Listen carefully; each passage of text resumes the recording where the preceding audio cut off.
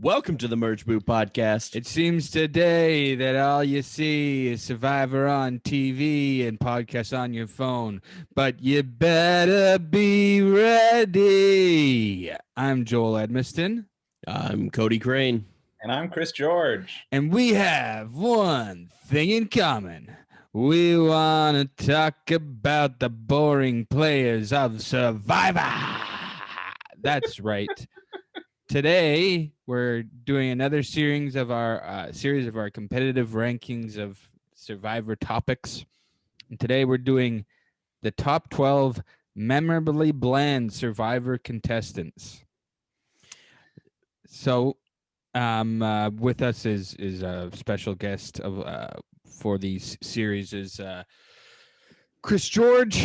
Yeah, hardly a guest at this point. Yeah, I think it seems like I'm the third member of the Merge Boot podcasting team. Yeah, at least this series. You're host of the series with us Until you fire me. Yeah. Every week I send them a message saying, please can I be on Merge Boot? And every week they usually reject me. So I don't want to jinx this great run that I've had, but it has been, the highlight of my 2021. Well, Chris, nice. We've loved to have you, and this series has been great for a lot of controversy. The listeners think we got it wrong. We think each other got it wrong, and we all fight. Yeah, it's what people want to hear in these troubled times. Though this may be an interesting list. So just to clarify what memorably bland means, is if you've watched Survivor, you know that there are people that just don't stand out. There are the Christian Hubickis and the Spencer Bledsoes who pop big. And then there are the people. What's that? Spencer's going to be on Cody's list. We've already hit our first. I'm just saying these are two people that had huge edits and had big personalities, and in their confessionals kept getting shown throughout their seasons. The Russell Hants, there we go. There you go. Back on track. Yeah. But and then you have the other players. You have the other players who, are medium. But then there are other players who make it so far in the game, but don't have an impact on any of the strategy, don't have an impact on the game, you don't know their relationship with others. Obviously, things are going on the island with them, but we're not seeing it in the show at all, whether it's because they're bad at confessionals, whether it's because they were just really hungry out there, which is the case with a lot of these people, and they're just, they don't have the energy, or they're just not good TV characters. There's nothing wrong with them. We're not being mean, but they're bland. They're not very good. But we love them, and they're memorable because they're bland. They stand out because of how much they don't stand out, and that's who we're counting down today. Did I get that right? Yeah, that's pretty much what I based my kind of picks off of these people. They so bland, but I remember them because of that. It's actually sometimes it's fun to point out. It honestly doesn't happen as much in modern Survivor, though. Have you noticed that? Most of my picks are none of my picks are from the 30s. Spoiler alert. Interesting. I have a pretty wide range. I mean, yeah, there's definitely some people to go off of in Ghost Island, that's for sure. But sure. Ghost Island. I can see a couple people. Yes, one in particular. Yeah, there's a notable one in there. But I mean, yeah, it's definitely a big thing in like older Survivor too, because you just kind of see people like go away or whatever. You just like, I mean, you guys know I've been binging like crazy of seasons to try to prepare for one of these that we have coming up. And you get a lot of, I mean, like the whole season of Marquesas, almost the entire cast, but like 3 or 4 people could be on here. Well, it's harder to that's why I think it's interesting in the later seasons. If you are bland, it's because the storytelling has changed, right? Like big time. Back then, I mean, the show is objectively more bland in the beginning seasons than now, with all the different twists and stuff that they throw in. Right? Depending on what you depending on what you like, look and like and value. But there was more of the survival and the day-to-day sort of monotony that these people are experiencing back in the earlier edits versus the later edits, I guess. But even so, like when you're watching Australia, for example, Australian Outback, like the people pop in that season a lot more. Except for that one guy on Arnie. Scoopin'. Pardon me? What's his name? Arnie? I can't remember his name. Michael Scoopin, I don't know why we're bringing him up, but he kills a pig and wipes himself with pig's blood. He's not bland. I'm not saying that Scoopin's bland. He's on Scoopin's Tried. You're thinking of Nick. Nick. Yeah. I thought it was Arnie for a second. I don't know why. But also with the earlier seasons and with the case of Australian Outback, they had more days, but they had a lot less players. So they didn't have to split the edit with so many other people. And with Australian Outback, they had more time and more episodes to do it as well. Yeah, I mean, basically, though, when it comes down to it, we got a lot of bland people to choose from. And we all went through our list. We all pointed them out. We picked them out. And some of these we're going to disagree on. And I've already seen some disagreements on this pretty early on in the podcast. But the way we do this thing is we draft the order of where they should go. Each of us get a veto. And to kick off how the draft order goes, we do trivia. Now, our big loser last week was Joel. Were you the big loser? It wasn't me. I won last week. Yeah. Yeah, Well, it yeah, was I Joel. did. I was in the third place finisher last week. Yeah. Yeah, so you get the bye. So the winner of your trivia question, Chris and I will take that question. We'll then go on to face you. And then from there, the order will be decided. Whoever loses this first one between Chris and I will be third place. Okay. First place will pick the last person and the first person on the list. Big responsibility. One that I don't think you guys want me to have. I feel very passionate about my top pick. Otherwise, all of my picks could go wherever. But so I'm really hoping that I'm able to get top spot. But Chris, don't forget, you also have a trivia question you want to ask. That's true. I know. I'm torn. So it's a win-win either way. Yeah. Okay. So speaking of bland Survivor players, there is a guy with one leg in Vanuatu named Chad. But his name wasn't actually Chad. What was his real name? Charles. No, and I love that season. Oh, okay. I thought you were going to say what's Sargent's real name. Charles, John, Eddie. Sorry, I thought you guys would maybe get this because they do mention it in the premiere episode. His name is James. Well, I just told you that I was like, which one should I rewatch because I haven't seen them in a while, Vanuatu or Amazon, and I just asked you that last night. Right. I thought maybe you watched the premiere last night. Oh, that should have been me. That should have been a yeah. Okay. So there's another contestant with one leg in Nicaragua. What was her name? Kate. Nope. Or no, it's Kelly. Kelly. Yes, it's Kelly. I knew it was Kelly too. Shit, I should have said it. But I was distracted because I thought you said 8. No, I was like Purple Kate. No. And then I remembered Kelly because there's Purple Kelly and then there's Kelly. I didn't know it was just we were just shouting it out. But you didn't know? Cody got two answers there. I feel like Wendell with the puzzle challenge. You know what I mean? I'd completed the challenge first. You're definitely a complainer. Cody has done this every time he's said many answers at once. This has been the precedent he's set early on. This is how I win. I should have been more on the ball. I guess I'm the big loser for this one. Mm-hmm. As soon as you thought I said 8, you should have been like, well, I'll give you the real answer. Yeah, but I was just so blown away. I still think you said 8. What did you say, Aiden? I said Kate. Oh, Kate. That makes more sense. That's yeah. Closer. Yeah, I just mixed up Kate and Kelly. Hey, but it worked for you. If I'd heard you say Kate, I wouldn't have been thrown. So, but that's true. All right, so I am the last place person. That means I get to ask my trivia question. This trivia question is going out to Joel and Cody, and the winner of this will get to choose the number one bland player of Survivor, memorably bland. So here is the question. Who was the first person to receive individual immunity from another player?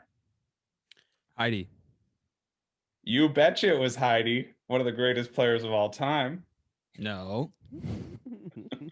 Heidi didn't make Strobel that list. was the first person to convince someone to get their immunity without winning it. Social gameplay off the charts. I'm glad we have all recognized that with this trivia question. So yours was, I posted last night. There's 2 seasons I haven't seen recently. And Joel does a Vanuatu and you do an Amazon question. Are you fucking kidding me? Yeah, but that's a pretty iconic moment in the Amazon. Are you fucking kidding me? And to be fair, I wanted to ask this trivia question last time, but I decided to go for challenges and statistics. But Chris, you'll be the big loser next week with the 3rd. I have the 2nd pick, and Joel, kick us off with your first on Bland Island. I'm really happy to kick this list off because this person that I'm doing isn't like a number one, but it does kind of, he is exemplary of what I want this list to be, just full of guys like this. And so he is the great person to start the list off. And, you know, he's not that memorable, but he is very, very bland, does not get much in his edit, but makes it pretty far. His name is Leaf from One World. The little guy. Oh, well, I know Leaf. I love Leaf. Leaf is great. He goes to sleep in a box. Yeah, he's barely in the show, even in his vote out episode, which I watched last night. There's one moment in his vote out episode that he even talks, and it's when Tarzan is bathing him in the ocean with his own buff, and it is makes me laugh every time I see it. And Leaf, you know, has some dance moves here or there, and you know, Colton is mean to him, but barely gets any confessionals. And you know, and when he does get a confessional, you can tell he has no idea what's going on in the game. So it's very fun. It's Leaf in a season that many people don't like. He's one of my favorite parts of the season, and he's barely in it. Well, Chris, I can maybe tell from your face that you don't like this pick. I mean, he wasn't on my list at all. I think Leaf is I remember Leaf, so but I don't have arguments against it. I mean, if you feel passionate about it, I mean, I feel very strongly about Leaf being on this list. Maybe he is bland. You're gonna remember my picks too, so don't worry about that. But people can be bland and shown a lot, and that's I mean, I'll go with Leaf, Joel. Cody, I remember on our One World episode we spoke at length about Leaf. We loved Leaf. Oh yeah, we loved Leaf. We loved him, of course. But he was a talking point. Because of how bland he was. He barely gets an edit. And he makes it, you know, past the merge, you know, better than Jay, does better than Jonas, better than Mike. I thought you might have put Bill on there. No, he pops bigger than Leaf. But you have a vendetta against Bill. Yeah, if we're doing least favorite Survivor players, maybe I would do Bill. But I would also put Colton on that list. There's a lot more. Seems like it would be a bad list. I don't want to be part of that one. Yeah, there's a lot more people that we're not doing on that. there. I don't think Bill would make it. Yeah, we're not doing that. It's just Dan Spilo, Colton. No, we're not doing it. You said. You said we're not.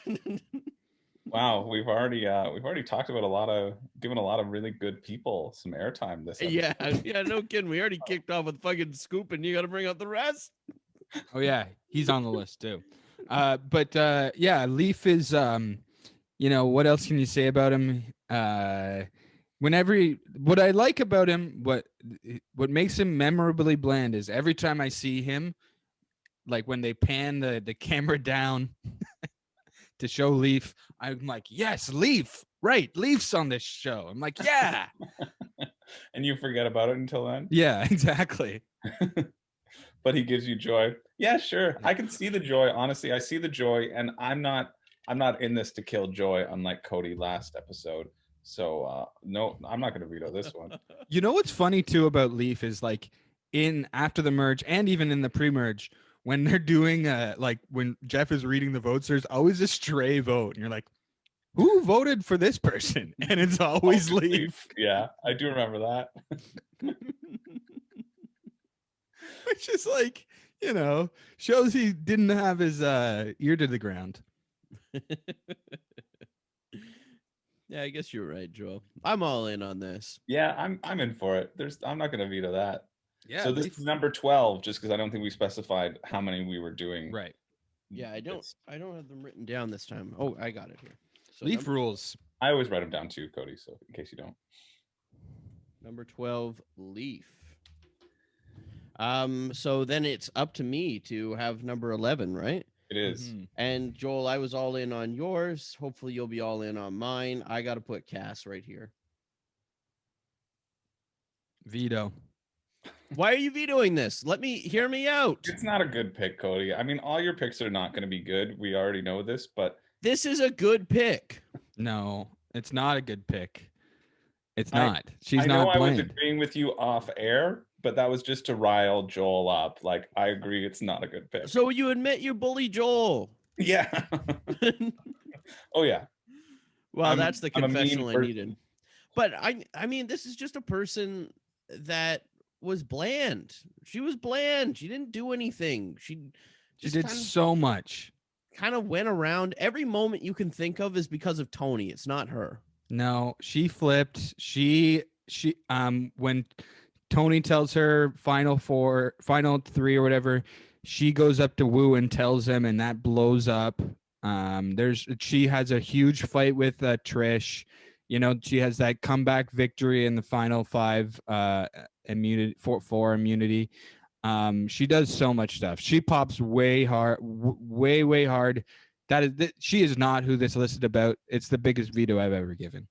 I think like my issues with it aren't necessarily all the stuff that she did, but the fact that I think she is a character, and I think she came onto this show with a similar mindset of like Dan Foley, that you may not like me, but you're gonna remember me. Mm-hmm. Like anyone who gives themselves a nickname, that just says something about your character right then.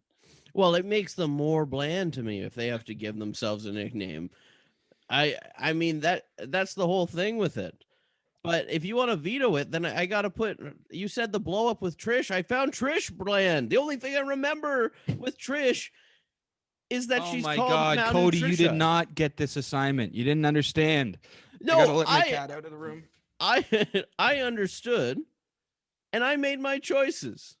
Cody, as per usual, you are trying to single-handedly destroy the credibility of mine and our podcast. I can't believe we're having you on here as a guest host so many times, but Joel and I, as the true hosts of the podcast, will have to take a vote, and you'll probably be booted from being a subsequent guest host after this performance.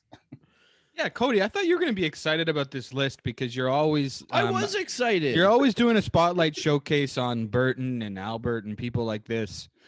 They put up. When I put the video up, people can see just how. Like I'm not even mad. I'm just so disappointed, Cody. I thought you were gonna. I thought this was gonna be a fun one for you. I tested this around. I'm like, am I crazy? Are these people bland? And I was getting back up. I was like, yeah. Everyone was like, yeah, Cody, you gotta say it because no one else will. You gotta stand up for yourself. Who are you talking about? Oh, everyone. I mean, I can't veto Trish because I know that later on the picks that Cody will choose are probably going to be even more colorful characters. I really don't want Trish to be on this list either. Like Trish is a character from day one. Would you rather me put Wu? He's bland. You got to. I can Wu pick is Jeremiah. bland. Pick Jeremiah if you're going to pick a bland person from that I think season. I'd rather Wu than Trish. I think Wu is more bland. Yeah, more Wu than Trish. Well, But we'll there's see so that many in people. If Cody's you want to later. pick, sorry, Chris. We know. If you want to pick somebody from that season, it's anybody from the Beauty Tribe. Nobody else. Yeah, I think that even though Wu gets the end, but he's quite bland. It's up to you. It's your pick. I won't be. I don't want to upset anyone, so I'm gonna put Wu. Why not Jeremiah? Jeremiah is the definition of what we're talking about here. My favorite people in that season were Jatia, the woman that quit. Lindsay? Yeah, I loved her, and I was mad ever since that Trisha got her out. She didn't get her out. She yeah, quit. she bullied her out. No. Yeah, she mind gamed her out. That's all on Trish. It's a good move. That's true. You know what? I'm turning around on Trish. I'm gonna put Wu on. I mean, we know that Cody's just gonna put, for some inexplicable reason, he's gonna put like 5 members from Cagayan on this list. That in the history of Survivor, Cody thinks there's no one more bland than people on Cagayan, which shows that Cody is the Jatia of this tribe. Yeah, he's pouring this rice all over the fire. It's very disappointed, Cody, because like I was trying so hard to have this theme defined in our chat and even last week. And like Wu is such a character and has such a kingmaker scenario at the final 3. Like it's one of the big it's the dumbest decision ever to bring Tony to the end, and it's in his court. That episode is all about him. That vote is all about him. And but would Leaf have not made the same decision? But Leaf didn't get there. That's why he's on this list. But because Wu made it there, his edit is such that he doesn't get the memorably bland character edit. Or maybe it's because Cass was so bland that Wu forgot she was there. Yeah, and couldn't bring her to the final 2. No, then he would have voted Tony because he couldn't remember her name. I'm going to be disappointed if you put Wu or Trish. Or I mean, you've I guess I've already vetoed Cass. So Cass can't be put on, and she's not coming back. I you know what? I wish we had a commissioner at this time to be like they don't even qualify. You know what I mean? I wish it was well, defined we wish enough that we had that I a didn't while have ago to waste too. a veto. Sorry, what did you say? We wish we had that a while ago too, Joel. Let me tell you. If we had a commissioner, Gulliver's Travels would be the #1 challenge of all time. People are talking about it. Chili Davidson said on our Instagram that it is his favorite challenge of all time. Chili's, I like it too. Chili's an anarchist. He said, honestly, my list would have been 12 Gulliver's Travels. There's no way. That's what he's been saying to me privately. So Cody, what are you gonna do for the number 11 spot? Look how sad you made Joel. He had such hope going into this list. Don't worry, Joel. You'll like all my picks. You and I have a fun list. Thought you would be behind mine too, Joel. But if you put Jeremiah, I mean, he is like a memorably bland character in that season. Like he thinks that telling people that he's a male model is going to be a bombshell, and they're all just like, okay. Yeah, that's funnier. I mean, that's better. I mean, you have to admit, Joel, Wu was so bland that he got voted back by the fans. Yeah, exactly. He's an all-star.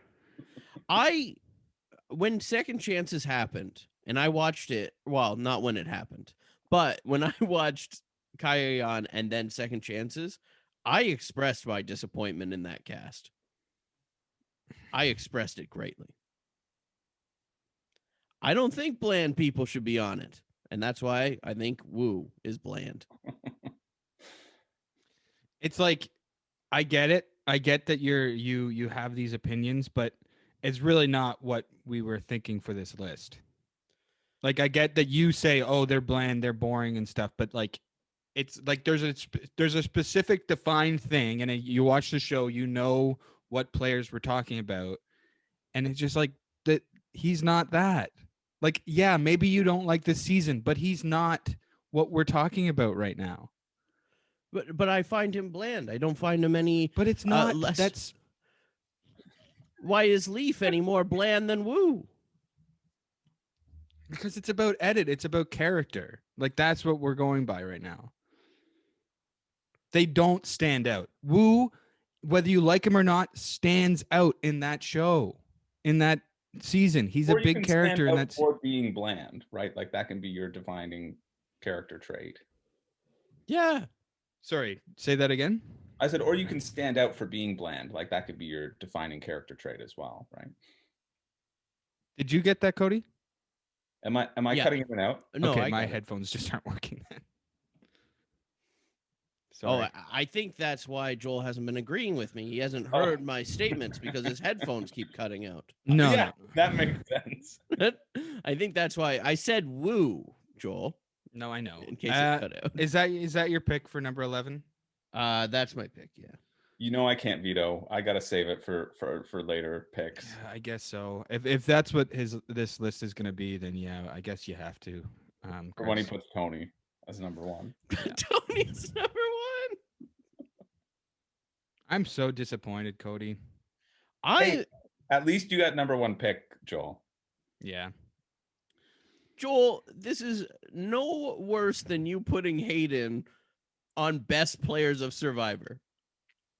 Well, at least there's an argument for him I don't to think be on there that is. list. I made the argument. Woo is an archetype where he is the most boring person I have seen in that archetype. No, his archetype is that he's like he's honorable. He's all about honor. Yeah, he is. There's so many like pivotal moments around Woo. Yeah, he gets an edit. Like that's the biggest thing. Like he gets an edit. He gets an arc. Like that's not people on. I just it's frustrating that you're not like. I wish I could just take my perception of what this list is and just put it in your brain. Because it's just so clear that we don't have the same thing. You going wish on that right you now. could put your 12 people in my brain. No, I don't. I was excited to hear who you had to who your favorite picks of Well, this sort of wait thing no was. more. No, but it's clear you don't we don't have the same understanding of what this list means. I mean, I could have said the same thing in previous lists. Fine. Well, luckily Fine. this Let's is move the on. definitive list, and at the end we will have definitively the 12 most memorably bland players in Survivor history. Thank you. Mm-hmm. All right, Go so ahead, I've got Chris. number 10. Woo is number 11. I've got number 10, and I want to bring us back to more early days. This person, my girlfriend Renee, who's been on the podcast previously, she thought of this person, and I agreed, and I'd like this person to make the list. Before we've had a lot of really exciting medical professionals on the show. We've got Dr. Mike, Dr. Joe, Mina. He was a doctor, I think. That's who they say. That's who they're referring to whenever they say Dr. Joe, I assume. He's a healer. He's a healer. But to take us back all the way to season 1, we've got the greatest doctor that's ever played, and that's Dr. Sean, who was so bland, he didn't even know how to vote. And he just voted in alphabetical order. He was so out of the loop that he just was on autopilot the whole time and was played by everyone. So Dr. Sean is my 10th pick for this. It's a good pick. It's a good pick because Dr. Sean reminds me of a guy I used to live with that was just so sort of like, yeah, okay, whatever, like just like along for the adventure of whatever we do today, like Has no real opinions. Yeah, exactly. He was just there. Doesn't quite get it. Mm-hmm. But he's kind of pivotal because of his alphabet strategy. The whole game gets turned around.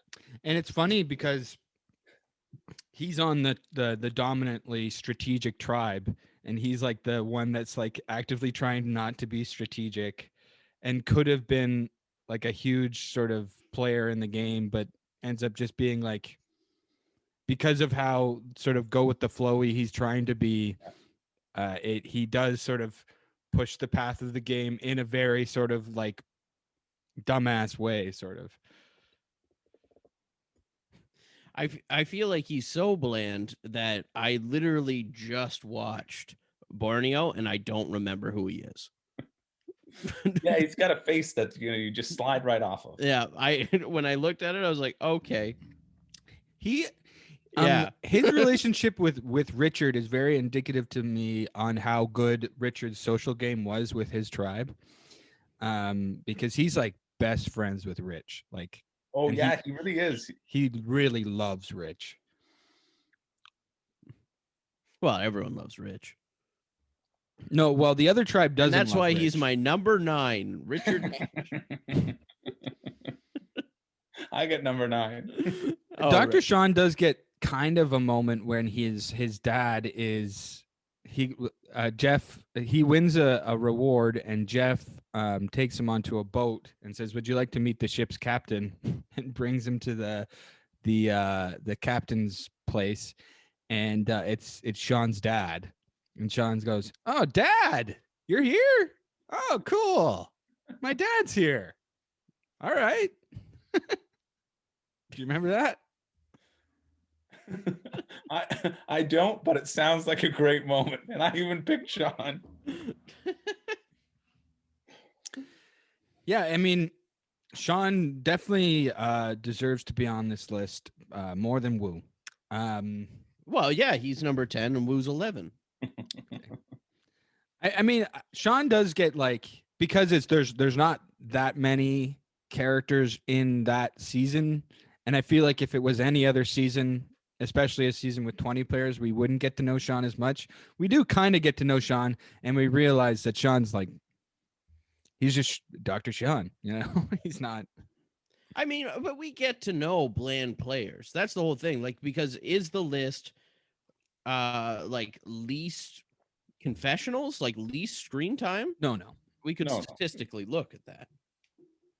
No, It's that's not. No. people who you like because of their blandness. I think just to set the like, I wanted to put him as like my first pick because it was way back early, but I think he does like. I'm not that attached to him. I think what he represents is that like just bland, all right, whatever sort of player. I mean, there were a lot of those in the first season. Well, not necessarily a lot, but like you could any of the pre-merges, I couldn't remember them. Yeah, Joel. When I was looking at the cast list, I was like, who the hell's Dirk? Right. Yeah, Dirk. His name's Dirk Bean. And when I went to go look for him, I thought, is it Dirk Bland? I gotta put him on the list if his last name's Bland. Like I immediately forget everything about him. But I think Sean. I also didn't want to put someone from a pre-merge and say, well, they were boring. I don't have anything to say about them. So that's why Sean gets this sort of spot for me. That's why we specified with the adverb memorably bland, because then it would just be a bunch of pre-merge boots that nobody remembers. Yeah. All of mine are after merge. I think so with mine as well. Well, my next one, because I don't think you're gonna veto me. My next one is actually a player who made it all the way to the finale.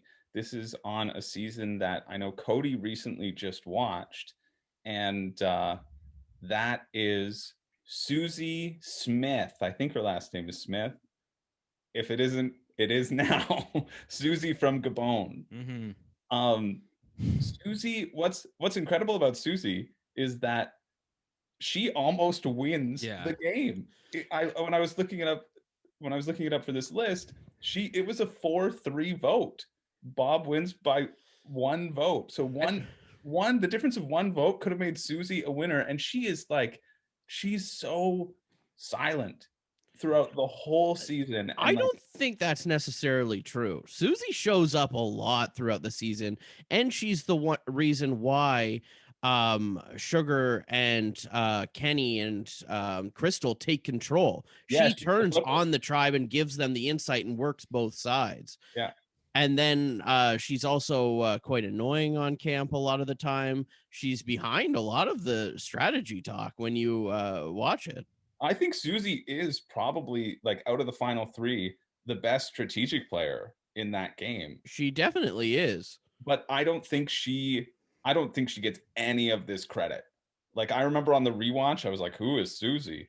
And then watching, she actually does make some moves, but the fact, I don't think that anyone's going to ever remember that those sorts of moves are attributed to Susie. Yeah, Or should be attributed to I Susie. would also say that Sugar's probably the best strategic, but throws it all away. Yeah. But yeah, Susie, yeah, she's memorable on there.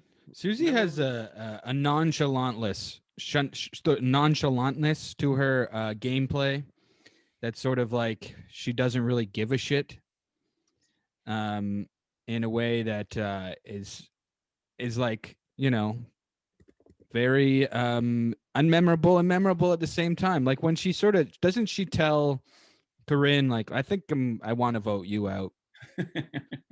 And Corinne's like, what the fuck? And Susie probably doesn't even remember that she said it. Susie's like potentially a less sassy Sandra, but I feel like Susie and Sandra play a very kind of similar game. Yeah, I think so too. I don't know if Especially in their Sandra would have first won a episode. Gabon season. Yeah. Well, I think Sandra has a bit more. I don't want to say. I would say she has a bit more oomph to her. She has a bit more personality that pops for the screeners, the audience at home, and I think she's a bigger personality, better social game on the tribe as well, on the island. Yeah, it's definitely, that's definitely a big case of it. But also, you have to think about like on Gabon, because people are like, oh, like Sugar had a terrible social game and like Susie had a terrible social game. It's because like Corinne and Randy were just grinding these people all the time. And like, can you just sit there and take it an entire season? Yeah. That's the thing. Like, if when Sugar, they're like, oh, Sugar's such a poor sport, but Corinne's like saying like, oh, she's such a dumb idiot, and like calling her a dumb idiot to her face, and then being like, oh, she's such a dumb idiot. I was nice to her for a second, and she's gonna vote my way. It's like, no, fuck you. Like you couldn't take that long. So I understand why Susie just has enough of it, and it makes sense. Yeah, I wonder, who does Corinne vote for in the end? Does she vote for Bob? Oh yeah, sure. she's I wonder with Bob. That whole core vote for Bob just because they hate Sugar and they hate Susie for flipping and making a smart decision. Yeah, I wonder if Corinne wasn't on that jury, how the jury would have gone, or if Randy might have also. Randy would have had to not be on it too. Yeah, because I something I've found too is just like these juries who they do is talk shit at Ponderosa and decide, and they have their decision pretty early on who they hate and who they like, and it doesn't matter who makes it to the end.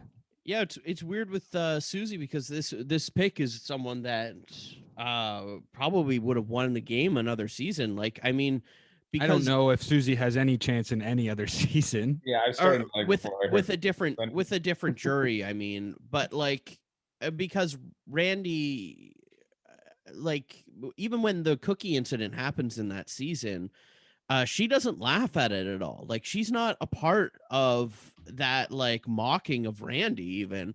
But for some reason, and maybe she's just even more annoying on camp than we see, who knows, but for some reason they just hate her because of one flip. And I mean, I guess it was less common in Survivor at that time. I mean, I think there are hints. Well, this was also about when Survivor was starting to make that shift, right? You had you had China, which was like pretty strategy heavy, and fans versus favorites, obviously, which kind of pioneered that sort of change. But I think these people are still holding on to those sort of old school values.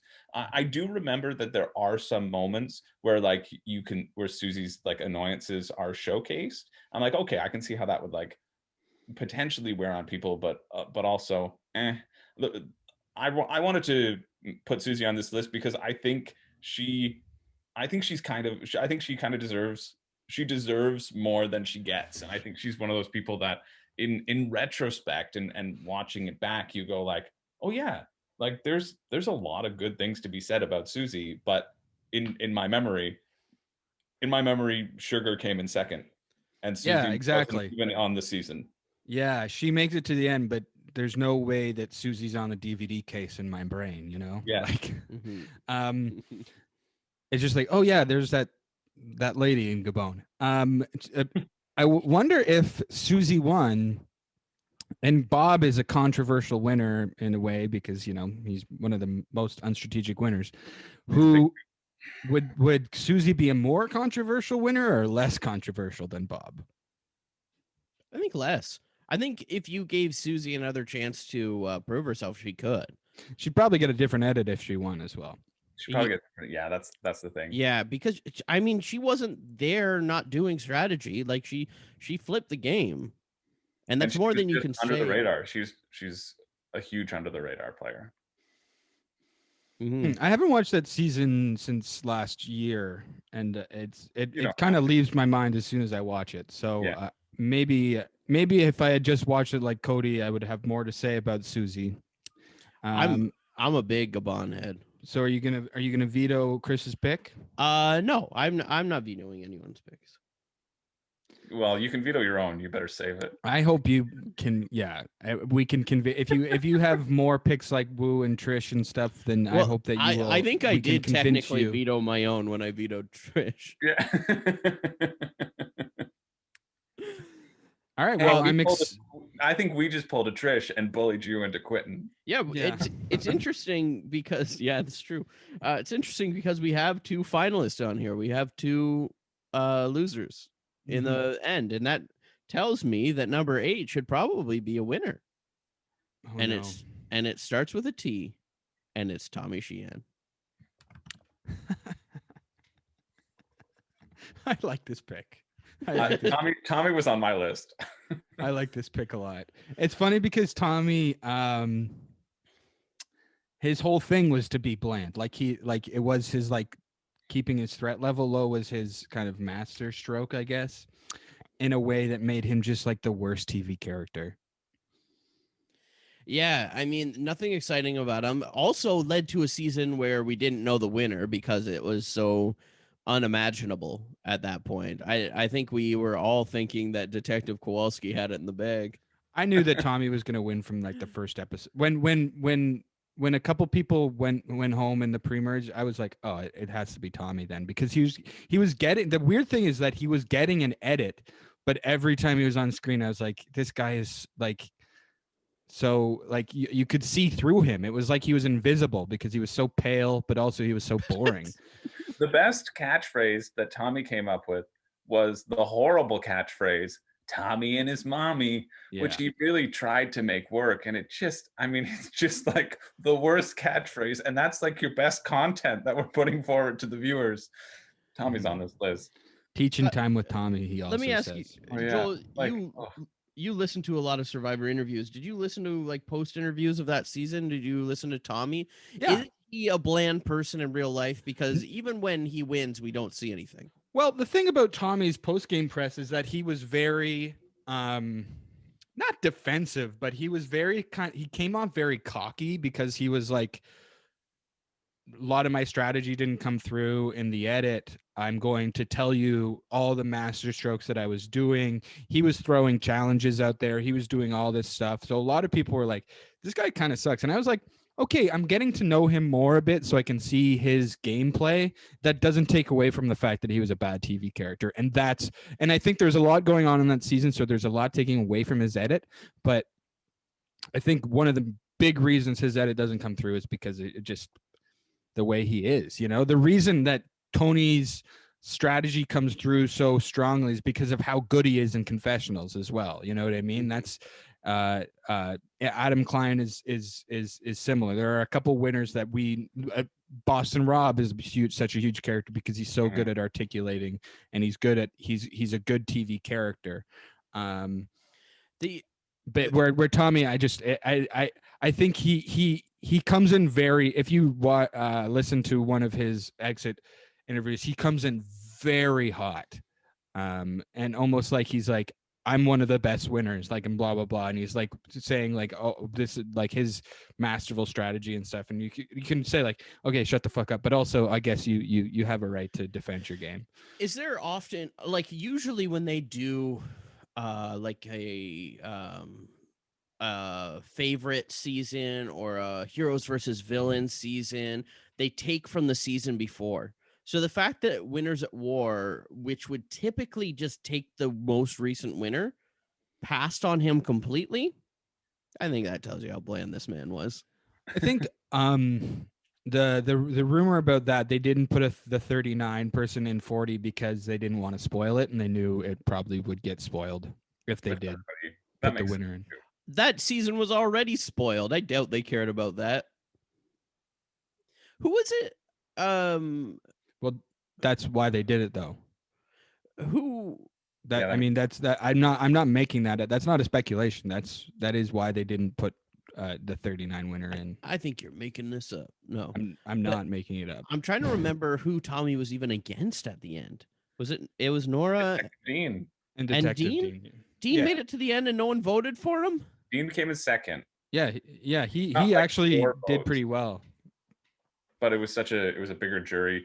The reason it was a little bit of a disappointing finale for me, because Dean, memorably for me, doesn't get any confessionals until maybe episode 3. It could be episode 2, but I think it's episode 3, because we usually do the fantasy Survivor, and I think Dean was on my team, and so I kept on being like, why the hell are you not getting any confessionals, Dean?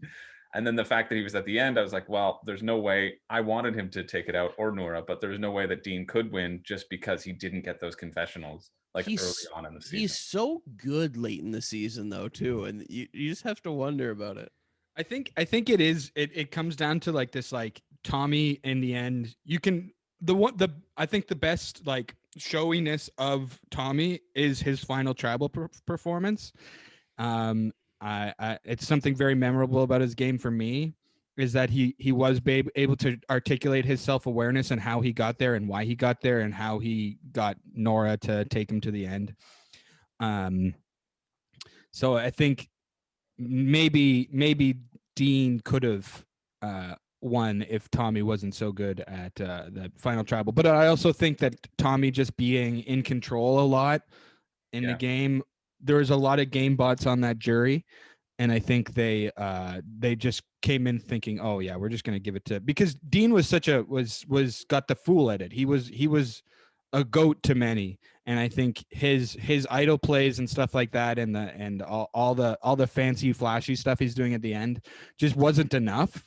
And I think this Dean kept kind of his information and his thinking a lot to himself, and I think Tommy's social game behind the scenes was like pretty good. Like I think he made an effort to talk to everyone, which is kind of, What I'll say about Dean is he's a way better TV character than Tommy. Oh, Dean, you'd love to see come back. I would love to see Dean come back. Yeah. I'm gonna pause the recording because I gotta pee. All right, we're back. One more thing about Tommy I do want to say is his season is a trash fire in a lot of ways. And partway through the season, Sandra turns to Rob and says, on Island of the Idols, the titular Island of the Idols, turns to Rob and says, I bet you a woman's gonna win this season. And we're all like, oh, that's probably some foreshadowing. And then later on, there's all this stuff with Dan Spilo, and we're thinking, oh God, a woman better win this season. There's got to be some sort of redemption to this fucking trash fire. And then Janet, who we're all rooting for, gets, idol nullified out. And then this boring guy who we've been forced to kind of get to know wins. And we're like, this honestly makes the season even worse, Yeah, I think that he almost needed to win so we could completely forget about this season. Yeah. Because, I mean, who knows what would have happened if Lauren got into the final 3, and she was a player that I enjoyed throughout it, but didn't care for her. Yeah, Kristen like anyone other than hopefully Detective Kowalski. Hey, Dean, you know what Dean puts in his put in his bio? Hobbies, Catan. Okay. One for the So Catan so series. did Kelly Kim. So did Kelly Kim. The um the interesting thing about this season is that you know that when a second chance has happened, it's going to be like 6 from this season. Yeah. Not anytime. I mean, if they do, the thing about the second chances is that there's so much recency bias in that season. They're not going to do second chances for another little bit. So it'll probably be 39 will probably be forgotten by that point. maybe. But yeah, I don't know. It's Tommy deserves to be on the list. I'm glad, Joel, that I have your support. Hey, I actually I think your Tommy deserves to be on this list, but I also think Tommy is an underrated winner. Whoa. Weirdly. Yeah, I mean, I think both can hold true, right? Yeah. Yeah. Just because I believe him in his post show interviews when he talks about the way he kept his threat level down. And I think that's probably not the easiest thing to do out there. So yeah. Well, Joel, what do you have at number 7? So number 7 is up in the air for me. I have two that I want to put here. But if I pick one, I'm not going to pick the other. And so I just kind of want to pick the one that's going to be more fun to talk about. So I'm going to pick from South Pacific, Edna. You think Edna's bland? Yeah. Edna with her hat. She doesn't get much of an ed. I don't know. You can veto me if you want, but I'll just pick the other person. But Cochran is the other person? I'm close to vetoing you. I think Edna pops. Really? Yeah. I really don't think Edna pops. She doesn't have much to do. There are other. You know what? Oh fuck! I wanna switch quickly. Switch your pick. I'm going with Rick from South Pacific instead of Edna. That's a better pick. Yeah. So Rick and Edna sort of hold a similar thing. Edna maybe gets a bigger edit, but so Rick, the farmer Rick, is bare. I just wanted to pick a woman to be honest, but anyway, I'm going with Rick anyway. Sexist. Yeah, I know.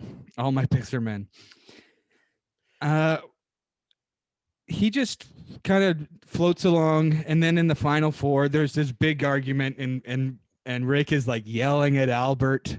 And we're like, oh shit, there's this man. I thought he was a crew member. I thought he was a cameraman. It's just oh, sorry, that was final 5 when Brandon goes home, which is a great episode, probably the best episode of South Pacific. But there's this like Bible group at in South Pacific, like a cult, right? And there are the 3 sort of leaders that are like battling it out through the season in terms of who's going to go home. So it's Coach, Sophie, and I forgot him too, Albert. But then there's Brandon as well, who's like sort of the Iago to it, not Iago, Igor or whatever. But then there are 2 sort of proliferary characters, Edna and Farmer Rick. Or Rancher Rick. I think he has a ranch, not a farm. But anyway, yeah, who cares? Edna has a cool hat, so there's that. But Rick also has a hat. What's a hat? I was going to say Rick's hat is objectively. To just jump in quickly, what I love, my favorite thing about Rick, and my favorite thing that you've changed, I'm glad you've changed your pick to Rick, is that his image, his look is so distinct. You think like, oh yeah, this guy's gonna be a character. He's got the mustache, Keith Nail, cowboy hat. It's like, oh man, he's gonna pop, and then he does nothing. And all of his confessionals are so boring. And you have this like such a unique looking character who's clearly cast to be this like cowboy, like the Southerner, like that's his character, and he just gives none of it. And that's why I love Rick as this pick, because I think it's so funny that like what they were hoping for when you see him versus what you got. Cody, what are your thoughts on Rancher Rick? Yeah, I hardly remember him from this season. So it's your favorite season. pretty bland. Yeah, my favorite season, and you might see a pic of mine from that season too.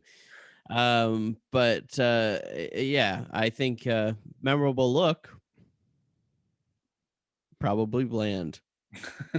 Yeah, and it's worth looking up, everyone. The final 5 argument on the beach. It is some of the it's some of the best moments in Survivor is in that episode. It's not a great season, but that episode is really great. And Rancher Rick, all of a sudden, there's this narrative that everybody calls Albert Prince Albert, and Rancher Rick is like in some people's eyes like the person that started that nickname, and some people, and then he's also the one telling Albert that other people are saying that, and there's this whole big thing around Prince Albert, and everybody's like, and Albert's like, who the hell is calling me that? And you don't know whether it's Rick or if Rick's the whistleblower on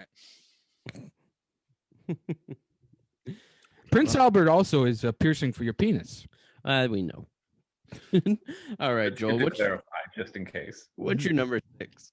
So this one was the one I wasn't sure if you guys would like, but you know, the Cody's definition of this maybe is you know, this guy does pop, but that doesn't take away from the fact that he has no. Joel, I swear to God. What? You say he pops, but you get mad at mine? He pops because of how boring and how not on the show he is. And he's terrible at challenges and sits out all the time. And he is also part of that Gulliver's Travels challenge. It's Dan Lembo. I think Dan Lembo is sort of the definition of this, but pops a little bit too much. That's why he's kind of like a Bruce. That's why I asked the other day, would you allow Bruce to be on the list in our chat? And I think he's a character that we should be talking about more on this show because he has the Merge Brute personality. He really is, yeah. He's got his crocodile shoes. He gets so obsessed with his crocodile shoes. Mm-hmm. He's so funny. Oh, he's so great. He is Cody. He's basically Cody in Survivor form. He's so good. He gave me hope to be on the show. I love him so much. Yeah, he's maybe the best part of that season, but he's like when you realize he's on the season, you're like, oh yeah, he's like a Leaf for me.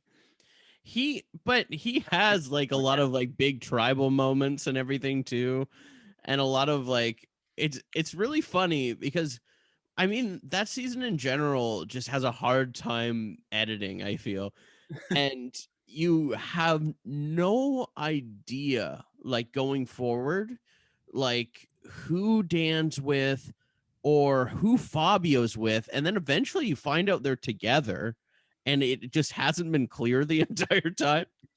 And also Benry is part of that too, and Benry could be on this list. Yeah, and Marty is in it too, and I mean it's really weird. It's such a weird thing, but I mean Dan has so many great moments. But the moments are moments that you wouldn't guess would be on Survivor. Am I right? They're just like, they're not like strategic moments. They're not like camp moments. They're just this weird man being on this island. You know what I mean? He admittedly looks incredibly out of place being there. Yeah. That's kind of the best part about him is that he looks so out of place. Does that make him bland? I don't know, but we're also arguing if Woo's bland. So if Dan can be on here, then I feel happier about my number 11 pick. And if that makes Joel happier, then I will agree to it. For me, it is like a pick that like on another show he wouldn't be bland, but because there's all this strategic talk going on and these challenges that are. You haven't watched Nicaragua recently if you think there's all this strategic talk. Well, I mean there is Brenda and Marty. You know, that's his perfect season. It is. That's true. I know. But there's Survivor going on, and then there's this man that is like this New York real estate guy or whatever he is. Yeah. Talks about how much money he's got. Yeah. How many he cars, just doesn't need to be there. And then when his son comes on, he kisses him on the lips. I think the fact that he's like so out of touch makes him, you know, I can't veto because I got to save for whatever Cody has, you know? So you would veto? I thought maybe you would. I'm I thought closer, maybe you would. I'm To be closer to honest. doing this than Leaf, but I can see, and honestly, I just like Dan Lembo being on a list. Mhm. So, See, this is where it gets complicated. Where it's like he's not a bland person, but he does not get a huge sort of. He's not part of the game very much, and you almost could forget he's in that. You say Dan Lembo, oh yeah, Dan Lembo, he's funny, but you think, oh, what season is he in? You know what I mean? Like you don't always remember. I don't know. Like he's always there. Like every shot of camp, he's always laying down there. And when Exactly, he's always lying down. His foot hurts. And when the fire is put out, all the smoke splashes on Dan, and he's like, "Oh, what the hell?" Yeah, he's good for those B-roll moments, like a Tom Laidlaw. Yeah, but I mean, Laidlaw had some memorable moments too. I think, yeah, I don't know. I don't know. Dan Lembo. I'm not going to veto. I'm just happy we've talked about Dan Lembo for so long, because And that's the part that makes it not not, if it brings you so much joy. No, that's but that's why one brings me so much joy. But that's why I wanted to bring him on this list, because he's a memorably bland person, or memorably bland survivor. I don't think he's bland. I think he's got a lot of character to him. Yeah, he does. But not on the show. But sure, it comes through. But he doesn't have an arc in the show. There's not much of a story being told around Dan. Like Cody said, you don't know his relationships in the game. You don't know his strategy. You just see him on the rewards. You see him sitting out of the challenges. You see him throw the ball and then jump off the thing during the challenge, and Jeff is like, Dan, you know that if you do that again, it's not going to count. You don't know his strategy, but you always know who he doesn't like. I think that's why he's on this list for me, because he's memorable, he's fun to talk about, and I don't know, I thought it'd be a good list to put him on. Because he's like, if we're talking about memorable non-strategic players, maybe he deserves to be on that list better. But I just wanted to put him on this list. But I mean, we've talked about him enough. And if you want to veto, then fine. I'm not gonna veto. I gotta say, I'm not gonna veto. And the thing is, like, when you talk about how much we talked about him at the same time, like, remember the other people were like, oh yeah, Rick, okay, yeah. So to go backwards, about the most joy. If for the Rancher Rick thing, I know we didn't talk too much about Rancher Rick, and it was kind of a last minute. We don't need to. No, I know, but I was going to say Natalie Tenorelli instead of Edna. Would you have been more excited about that? I'd say Edna is like one of the highlights of South Pacific for me. So we have to. I would like to dig deep into that someday. Shining light in like a horrid season. Yeah, Ozzy's such an asshole in that season. She's on the bottom tier of the alliance, and just like people like just talk shit about her. Like you never get her perspective. But she's working. She just can't crack it in. And she has that hat. Oof. I don't remember her hat. But so what would you have said if I had put Natalie Tenorelli on the list?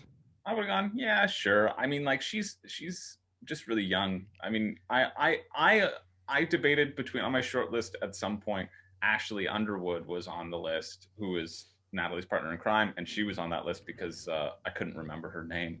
Yeah. Versus Natalie, who I could remember. So, well, I thought that Rancher Rick is fun to talk about in the small little way that we were able to talk about, and Dan Lembo was fun to talk about too. Well, yeah, we all love Dan. I mean, I love him. I'm so close to. And again, this isn't an insulting list. This is not an insulting list. This is actually a compliment to be on this list. Chris, I'm not putting anyone from Kai on this list. Okay. Cody, what's your number 5? Well, you're up next, so now's your chance to prove it. I think you're gonna, if you use your veto here,